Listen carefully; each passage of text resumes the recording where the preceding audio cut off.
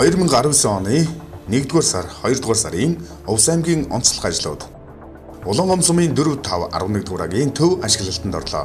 2018 оны орон нутгийн төсвийн 380 сарвны 7 сая төгрөгийн хөрөнгөөр баригдсан багийн дарга мэдээллийн ажилтан цагдаа нар ажил үйлчилгээ явуулах 3 өрөө спортын заал бүхий багийн төв үйл ажиллагаагаа явуулж эхэллээ.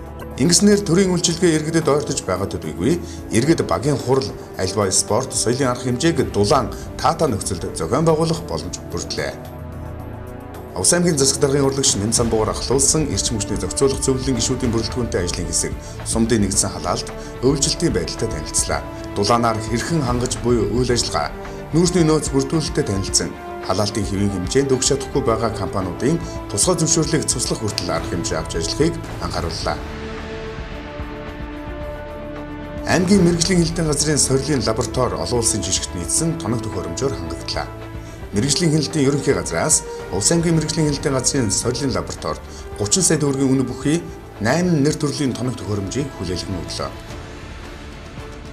Биологийн олон янз байдлыг хамгаалах уур амьсгалын өөрчлөлтөд дасан зохицох төслийн 2 дугаар шат Увс аймагт хэрэгжихээр боллоо.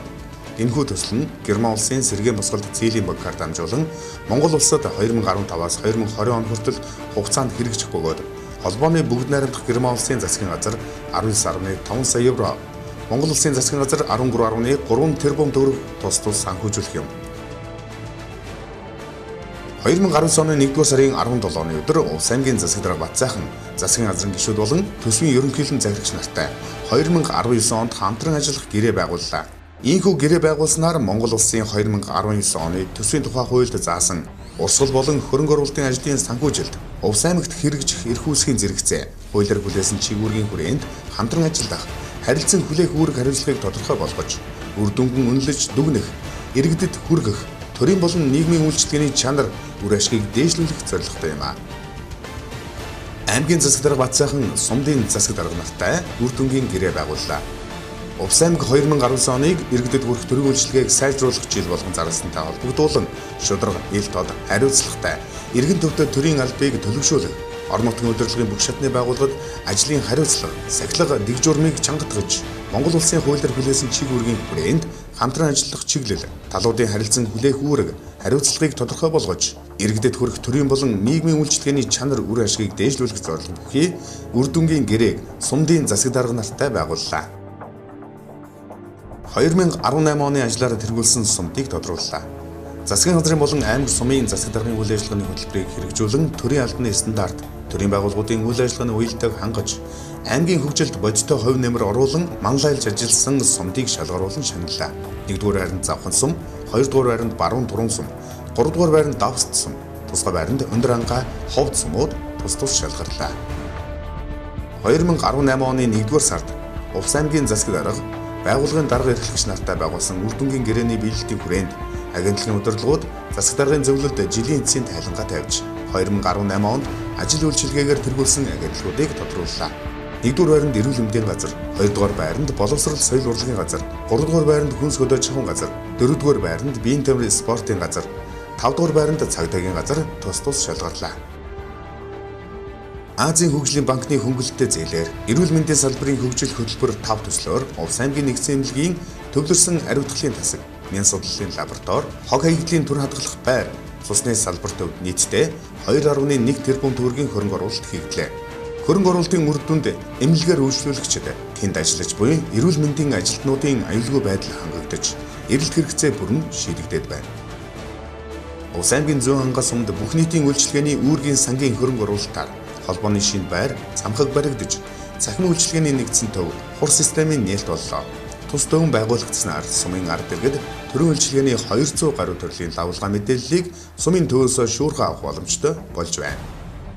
Сумдын эрсдлээс урьдчилан сэргийлэх төсөл Увс аймагт хэрэгжиж, Увс аймгийн 5 сумдаас нийтдээ 633 өрх хамрагджээ. Өрх тус бүрд 145 мянган төгрөгийн мөнгөн тусламж, 150 кг малын тэжээлийг олгож, нийт 130 гаруй сая төгрөгийн тусламжийг үзүүллээ.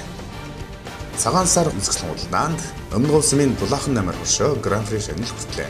16 сумын 186 иргэн 37 аж ахуй нэгж 360 гаруй нэр төрлийн бүтээгдэхүүнээр оролцлоо. Үзэсгэлэн худалдааны үеэр нийт 220 сая төгрөгийн борлуулалт хийгджээ. Улс аймгаас 13 улсын аварга 5 алтан төлөвийн эзэн тодорлоо. Монгол улсын засгийн газраас сар шинийн өмнө улсын аварга малчин, улсын аварга тариалагчтай шалгаруулдаг уламжлалтай. Улсын аваргуудын шагналыг улсын хурлын гишүүн Сангийн сайд Хөрлбаатар, улсын их хурлын гишүүн Байгуул орчин аялал жуулчлалын сайд Цэрэнбат болон аймаг сүмийн удирдлагууд сар шинийн босгон дээр гардуулан өгч хүндэтгэл үзүүлсэн юм. Монгол улсын хөгжлийн түүхийг бичлэлцэж салбартаа амьлагдсан иргэд 17 дугаар жарны ургуулагч хэмээх Шорон гахаа жилийн сар шинийн босгон дээр төр засагтай хөдөлмөрөөлүүлэн төрийн дээд одон медалаар ингрэмилалаа. Монгол улсын ерөнхийлөгчийн 2019 оны 1-р сарын 30-ны өдрийн 14-р зарилгаар Улс аймгаас хөдөлмөрийн гавьяаны улаан төвгийн одонгоор 2, алтан гац одонгоор 21, хөдөлмөрийн хүндэт медалаар 13 иргэн шагнаглаа. Оросын холбооны улсын төрийн дуумын гишүүн Баатар Канурович Адуучевийн урилгаар Улс аймгийн засаг дарга Батцайхан тэргүүтээ төлөөлөгчд Оросын холбооны улсын төрийн дуумд ажлын айлчлал хийж алимаг үхэр болон хөлдөөсөн үрийг нь сайжруулагчаар ашиглан улсын үхрийн таваардаг чанарыг дээшлүүлэх боломжийн талаар ярилцлаа. Мөн эрчимдсэн үхрийн аж ахуй байгуулах талаар хэлэлцэж, Өвс хүнс компанитай гэрээ хийж хамтран ажиллагаар боллоо.